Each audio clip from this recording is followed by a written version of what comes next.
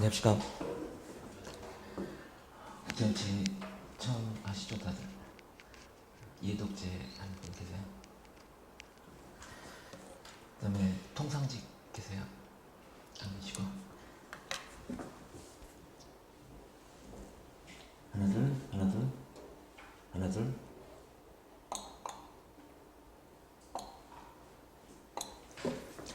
일단 국정차 공부하실 때요, 이제 은근히 이론이 많습니다. 근데 이제 이론이 많고 또 비슷비슷하다고 보여지는 게 명칭이 좀 달리 되어 있거든요. 수식어 붙으면서. 여러분이 이제 가장 먼저 잡으실 게 뭐냐면 이런 패러다임을 정리하는 건데, 이제 이게 그 틀을 잡으시고 그 다음에 기초 개념에서 어떤 부분에 차이가 있는지를 보셔야 되는데, 처음부터 그걸 보기보다는 그냥 크게 논리로 잡으세요. 그러니까 대체 뭐 때문에 이게 수정됐는지 그 흐름을 잡으시면 대충 구분이 되거든요. 그래서 근데 이제 사회과학 공부하실 때 이제 주의하실 게 있어요. 고등학교 화학 시간, 수학 시간 때 공부하듯이 이제 정답이 있다, 정답이 없습니다. 정답이 없습니다. 예컨대 문재인 정권을 지지한다, 반대한다, 누가 옳을까 알 수 없어요, 그죠? 그냥 가치관의 문제이기 때문에 무엇이 더 옳다. 요즘에 기후 문제가 말이 많죠. 우리나라에서 이제 기후 문제 말고 엉뚱한 쪽으로 이슈가 이제 그 연일 계속되는, 특히 중국 같은 경우 지금 석 달째죠. 석 달째고요. 호주 같은 경우 산불이 6개월 동안 안 꺼졌어요. 작년에. 그러면 기후 문제가 중요하다? 아니, 그거보다 먹고 사는 게 더 중요하지. 누가 옳을까? 그건 알 수가 없어요. 과학적으로 봤을 때 어쩌고저쩌고 얘기하지만 중요한 건 정치 현상, 사회 현상이라는 것은 정답이 없다는 것. 그래서 정답이 뭔지를 생각하지 마시고 이 관점에서는 이게 타당하다 혹은 타당하지 않겠다. 가정이 있어요. 가정. 경제학 아직 안 했죠? 예비설한테 봤었나요? 자, 그러면 경제학도 미시는 정답이 있어요. 근데 거시는 정답이 없어요. 학파가 있으니까. 그래서 가정과 모양에 따라서 결론이 달라지거든요. 그래서 정답이 없는 학문이다. 정답을 찾으려고 하지 마시고. 자, 그다음에 이제 가끔 이런 분도 계세요. 이제 객관식 시험에서 이제 이 책 말고 다른 과목에서 저한테 질문하더라고요. 이 책 다 암기하면 100점 받을 수 있냐고. 암기하는 것 자체가 불가능할 것이고, 그다음에 암기하더라도 100점은 안 나올 거라고. 왜냐면 공부하는 방법이 달라져야 돼요. 과목에 따라서, 그다음에 시험 성격에 따라서. 주관식 시험이라고 봤을 때는 여러분이 객관 시험은 그냥 문제집만 계속 반복해도 점수 올라가요. 예컨대 헌법. 처음에 기본 개념 잡으시고 어차피 면과락만 하면 된다, 기본 연습 너무 된다고 생각하기 때문에 일부는 포기하긴 하지만 마지막에 이제 문제집으로 계속 반복하면요, 점수가 무조건 올라가게 돼 있어요. 돼지 IQ보다 더 머리가 좋다면. 주관식은 약간 성격이 다릅니다. 성격이 다르고요. 주관식은 이제 손으로 좀 공부하셔야 돼요. 손으로. 처음부터 이제 답안 쓰는 연습을 한다고 하는데, 여러분 머릿속에 정리된 게 있어야지 표출이 되겠죠. 그래서 처음부터 무리하게 답안지 지금부터 작성하기 시작해야 돼 라고 생각하지 마시고, 처음에는 기본 개념, 기본 틀, 논리를 먼저 잡으세요. 이런 표현이 있습니다. 국제정책에서 중요한 표현은 아닌데요, 신뢰라는 단어가 있어요. 학문적으로 신뢰를 정의할 때 자발적으로 혹은 스스로 취약한 지위를 수용한 행위를 말한다. 학자들이 일반인들 접근하기 어렵게 일부러 그런 식으로 정의한 건 아니고요. 살짝 틀어서 전한다면 스스로 손해를 감수하는 행위를 말한다 라고 정의가 돼요. 그러면 국제법 공부할 때 막 개념 막 외워야 되잖아요. 암기할 거 무지 많잖아요. 그러면 이 개념이 어떻게 나왔는지 그 구조를 보시면, 예를 들어서 처음 가게 주인이 있습니다. 가게 점원이 오늘 처음 출근했어요. 근데 한 사람밖에 직원이 없고 급한 일에서 가게를 비우고 나가야 돼요. 믿고 맡기고 나갈 수 있을까요? 경제를 친다면 도덕적인 대립 문제가 발생하거든요. 믿을 수 없다는 이야기야. 그럼에도 불구하고 믿고 맡긴다라는 것은 손해를 감수하겠다. 불리한 위치를 내가 감수하겠다. 불리한 상을 감수하겠다. 그럼 낯선 사람 간의 관계 신뢰가 형성되기 쉬울까 어려울까요? 당연히 어렵겠죠. 당연히 그렇겠죠. 우리 사회 신뢰수는 높을까요, 낮을까요? 예컨대 카페에서 태블릿 PC, 폰 놓고 화장실 갔다 올 수 있을까?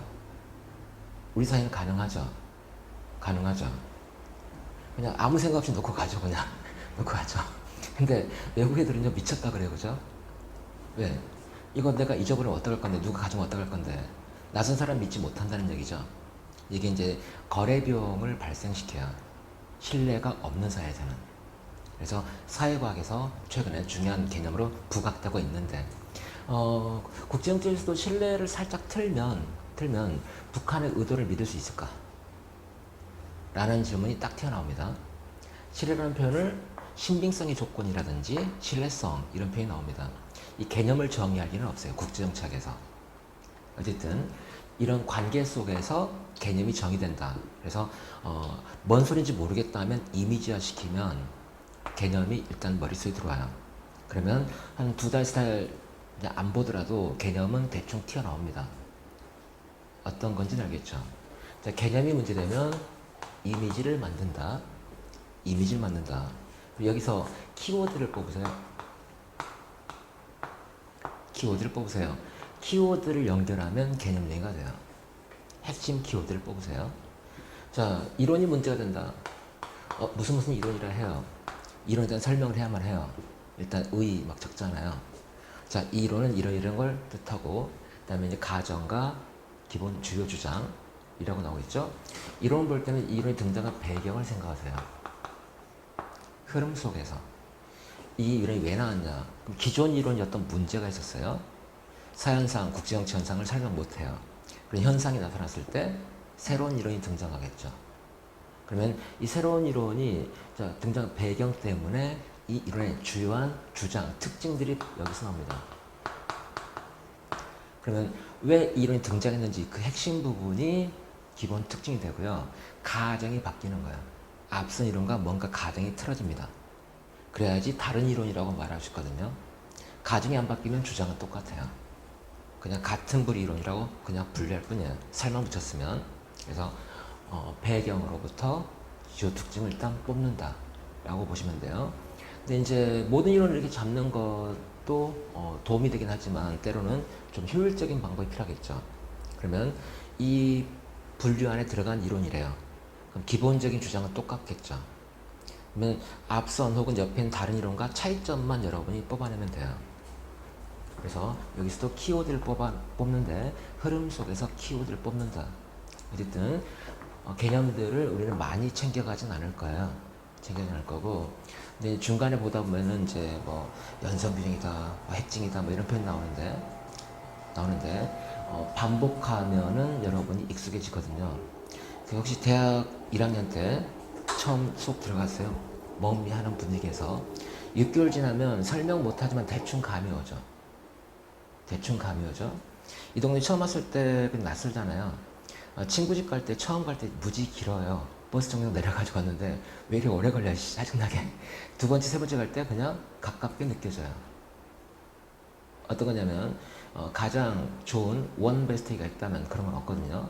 있다면 딱 하나, 반복이 최선이라는 것. 그래서 3회도 갈 때쯤 되면 일단 기본적인 틀, 흐름 같은 게 이해될 거다. 그 다음에 개념도 일단 답안지에 표출은 안 되겠지만 머릿속에 대충 이 정도는 될 거다. 근데 이 정도로 3회독제 이 정도밖에 안 됐다면 공부 안 한 거예요. 그죠? 공부 안 한 거고, 3회독 정도 됐다면 키워드가 바로바로 튀어나오고, 그 다음에 이제 답안 무지 열심히 쓰면서 이제 기계적으로 나오도록 연습해야겠죠. 자, 그 다음에 기출문제를 보시면 반복되는 주제가 있어요. 근데 질문이 약간씩 달라요. 그래서 가끔 목차를 암기하려고 하는데, 주관식이다 보니까 목차를 암기하려고 하는데, 자, 이 이론을 설명하세요. 목차가 정해져 있어요. 근데 그런 게 아니라면 목차가 달라져요. 예컨대 내가 내리라는 결론이 무엇인지에 따라서 아무런 제약 조건을 주지 않고 그냥 쓰래요. 북핵 문제에 대해서. 갑자기 엊그제 트럼프가 한국의 핵무장을 용인할 의도 있다 라고 갑자기 이야기하면서 국내 이제 밀떡들하고 일부 한국도 뭐 수곤이라는 등 이런 표현을 쓰는데요.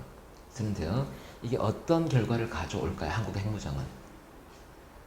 그러면 한국 핵무장이 초래하는 효과를 평가하래요. 예컨대 핵무장이 필요한지 그렇지 않은지. 핵무장이 필요하다고 주장한 입장은 북한의 핵에 대한 억지력을 확보해야 된다. 혹은 중국의 군사력에 대해서 억지력을 확보해야 된다. 지금도 충분해요.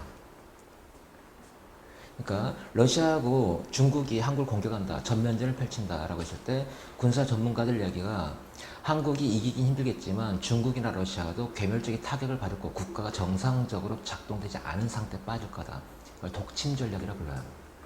그러니까 그 코브라가 그 엄청 큰 비단구렁이한테 둘이 싸우다가 일단 그 한 번만 물면 되거든요. 근데 코브라가 이제 잡혀 먹었다 하더라도 3시간 후에 그 비단구렁이도 죽어 있어요. 독침 전략이 어떤 건지 알겠죠? 그러니까 억지력 측면에서 본다면 충분히 억지력은 확보되어 있어요.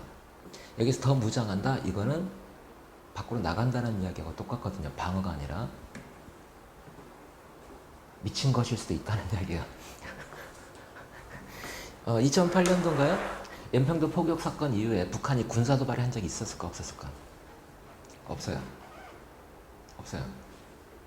비군사적 도발 말고 군사적 도발을 한 적이 없어요. 걔네들이 먼저 포격을 했습니다.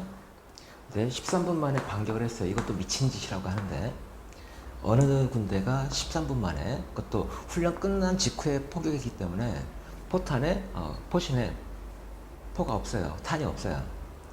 그러니까 빈 포 이 상태에 공격받았고, 자 다시 공격했는데 북한에 이 6개 포문이 있는데 괴멸적, 거의 완전히 진치가 무너지고, 이것 때문에 한국의 K9이 엄청 수출됩니다. 국내에서 엄청 비판받았는데요. 해외에서는 이거는 그 언빌리버블 하면서, 그다음에 이 포의 성능에다가 자 먼저 도발했는데 오히려 이쪽이 큰 타격을 받았습니다. 북한군 4기 떨어지고요. 어떤 상황인지 알겠죠? 그러니까 이 이후에 뭐 도발하는데 한국에 대한, 남한에 대한 직접적 군사 도발은 없었어요. 억지력을 확보하고 있다는 말과 똑같아요. 어쨌든 자 그래서 결론을 뭐로 쓸 건지에 따라서 앞에 어떤 논리를 세울 거냐. 나는 지지한다, 반대한다. 그러면 지지한다, 반대한다 핵심 관문이 되는 게 있죠. 어떤 조건, 이 조건에 충족하느냐 그렇지 않느냐. 그래서 이에 따라서 논리가 구성될 텐데, 한미동맹이 중요할까요? 아니면 다른 식의 접근이 필요할까요? 라고 질문했을 때 여러분이 한미동맹 무조건 중요하다고 말하는 기본 전제가 있어요. 대북 억지력이거든요. 그러니까 북한의 안보 여부로 충분히 이거를 방어할 수 있다. 억지력 확보할 수 있다. 안 된다. 무조건 바짓가랑이를 물고 늘어져야 된다라는 논리가 형성되거든요. 대북 억지력 확보하고 있다라면 다음 이야기는 달라져요. 어쨌든 자 동맹에 대한 이론을 집어넣어가지고 뭔가 이야기하겠죠. 근데 기본적으로 여러분이 이 주장하는 데 있어서 기본 가정이나 조건들이 있어요. 그거를 먼저 핵심을 잡으시고, 그 다음에 자 이게 나는 충족된다, yes 혹은 no라고 어떻게 답하는지에 따라 다음 얘기 달라지거든요. 때로는 역진 귀납이 필요할 때가 있어요. 난 결론을 이렇게 끌고 가고 싶어, 거꾸로 추적합니다. 결국은 yes 혹은 no라는 답변에 따라 달라진다는 걸 확인해요. 그러면 yes라고 했을 때 가는 방향과 no라고 했을 때 가는 방향이 아예 다르겠죠. 그 다음 처방은 갈림길이 막 계속 발생해요. 그러면 수험생 입장에서 어떻게 한다? 거꾸로 결론 먼저 내려놓고 그 결론에 필요한 논리들을 구성한다. 답안지는 논리를 구성하는 겁니다.